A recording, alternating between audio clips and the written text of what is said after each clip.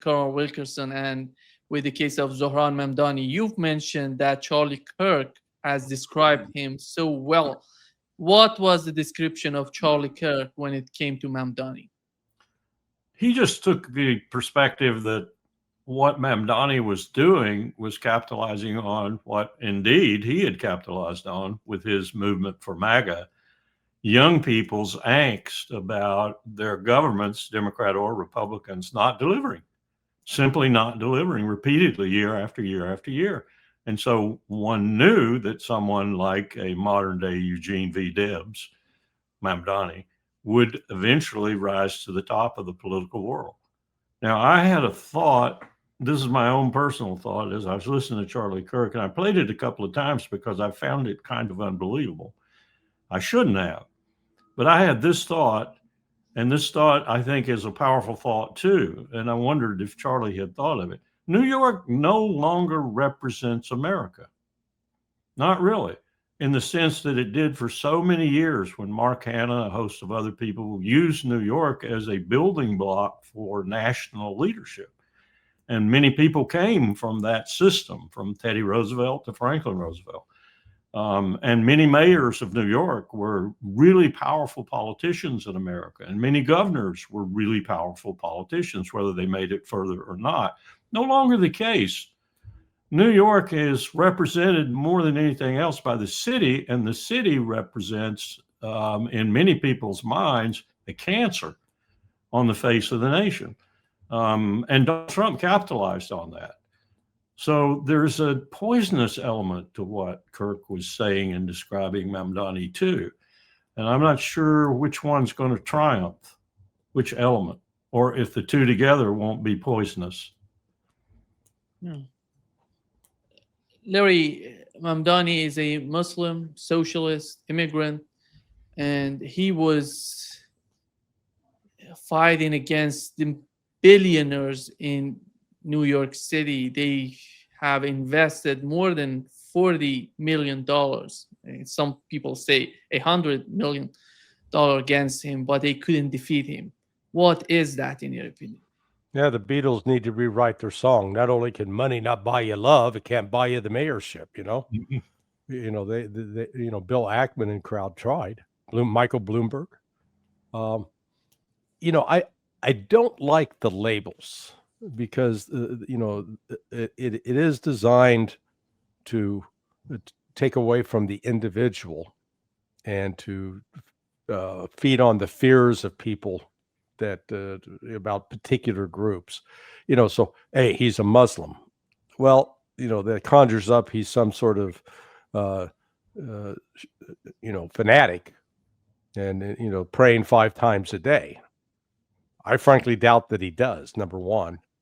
And number two, within the more, conservative sects of Islam, as is the case within conservative sects of Christianity, very much anti-homosexual. Well, he was camping it up down in Lower Manhattan, Christopher Street, which is, been the center of the gay pride movement.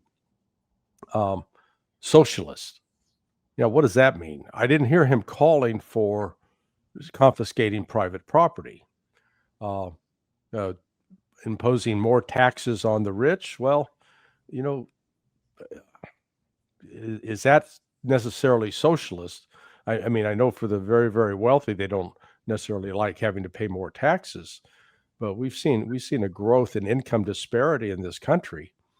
And at the same time, you can go to places like Russia or China, and healthcare is widely available to the people, and it's quality healthcare. Where in this country, it's a business, and the healthcare system seems designed to feed into corporate interests. So,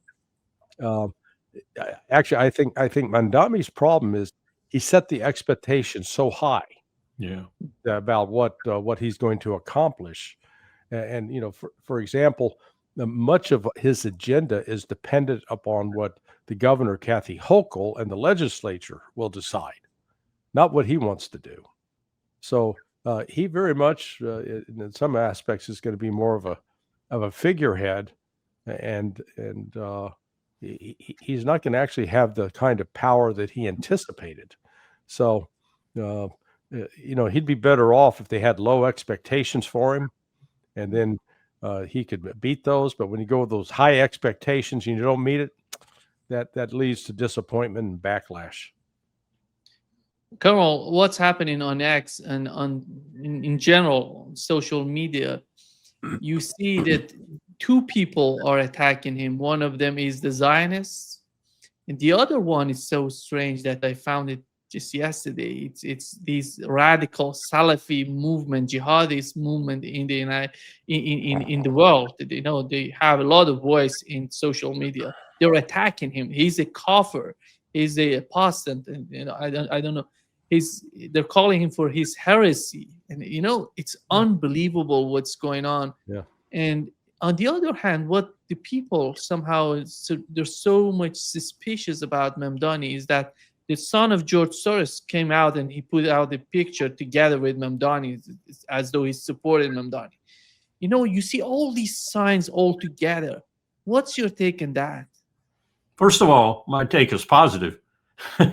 I love to see someone getting both of these sections of the world, if you will, angered. First of all, the Zionists, who need to be angered and need to retreat forthwith, because they are a bunch of, frankly, bastards. And they're ruining a lot of things in the world, most notably in Lebanon, Syria, Gaza, the West Bank, and elsewhere that Israel has aspirations. And the other group, I don't even need to comment on the negative aspects of them. They sort of rival the Nazis in Ukraine. But let's look at what it means in terms of Mamdani. And I agree with Larry. He's going to have a tremendous problem because he's got people over him that have to be at least somewhat energized with the same things he's energized with. But let's look at the bigger thing that Charlie Kirk was talking about as well. Predatory capitalism has failed miserably. That's anathema to Jamie Dimon. That's anathema to all the Jamie Dimon lookalikes. And it's anathema to the Zionist billionaires, whether they're real Zionists or just would-be Zionists or wannabe Zionists, because that's part of the capitalist mantra right now. Israel is the number one predatory capital state in the world. It is also, in many respects, as Misha Glenny has pointed out in his book, McMafia, the number one criminal state in the world. Those two things kind of go together. They go together in a way that Karl Marx, for example, said, don't worry about the capitalists. They will sell you the rope with which to hang them. That's what we're doing. We're manufacturing and selling the rope with which to hang our system. And Mamdani stands in opposition to that. And God bless him for that. But I think he's going to have an enormous hard road because there are so many people who are bought in to this system now that really rape, pillages, and plunders the American people on a regular basis, which was Charlie Kirk's point. Yeah. Larry, the other important thing, the important event that has happened the same day that Mamdani wins the election in New York was the case of Dick Cheney, former vice president of the United States. He passed away, and many people know that he was one of the masterminds of the policies in the Middle East for decades, the last decades. What's your take on Dick Cheney, and how do you understand him and his sort of policies and the influence he had in the Middle East, in the United States, considering the foreign policy? Well, he proved the old proverb, which goes, only the good die young. That is true. Very true, at least in his case. Cheney was a creature of Washington. I had a very dear friend who unfortunately is deceased, a fellow named Bruce Bradley. And Bruce had quite a pedigree. He was horse holder, if you will, for Vice President William Miller, vice presidential candidate William Miller, back in 1964. He was Goldwater's selection, and as Bruce, he was only 23 at the time. He had lied about his age because they had demanded that you had to be at least 25, and his job was to line up sexual favors for vice presidential candidate Miller on the campaign trail. Then in 1964, Bruce became chief of staff to Robert Ellsworth, a congressman from Kansas, who later went on to be the head of NATO, the civilian side. And in that capacity, as chief of staff for Ellsworth, he met a young congressman, I guess guys out of Michigan, a fellow named Don Rumsfeld. That would be it. Mm-hmm. And Bruce and Rummy played racquetball, squash every week. So they became friends. Bruce went on to become. He was working on the Rockefeller campaign, and actually he supervised Henry Kissinger. And when Kissinger, Rockefeller lost the primaries, and Kissinger moved to Nixon.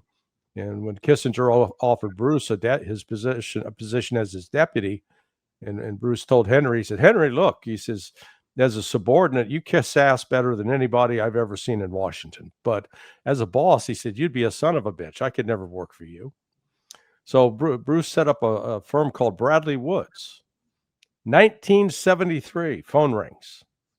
"Hey, Bruce, this is Don. Hey, Don, how you doing? Listen, I got a young guy. I offered him a job with me over in NATO, but he didn't want to leave Washington. So maybe you could find a place for him." Then Bruce said, "Sure. What's his name?" "Dick Cheney." And so Cheney went on board with Bruce for a year, or a year and a half, but about 18 months. And he specialized in smoking 2 packs of cigarettes a day and a 3 martini lunch, after which he'd come back to Bradley Woods, put his feet up on the desk, and go to sleep for a while. So, it was an arduous life for, a grand patriot who thought other people should be fighting in Vietnam. He then got the call to become chief of staff to Gerald Ford, because that had been Don Rumsfeld's position. Rummy leaves and says, "I got just the guy for the job." Now, it's not like Cheney had any accomplishments other than being friends with Don Rumsfeld, okay? And he became this. After Ford lost the election to Carter, back to Bradley Woods. Cheney went for about a year, and then he used that as a platform from which to launch his candidacy for the House of Representatives. And, so my point in reciting all of this is, it wasn't like he had gone to school and had some great education, some pedigree in that regard, or had served in the military. But yet he became this just obnoxious hawk. And when George W. Bush was president, part of GW's problem is you had Rummy over at the DOD, or now the Department of War, and you had Cheney as vice president.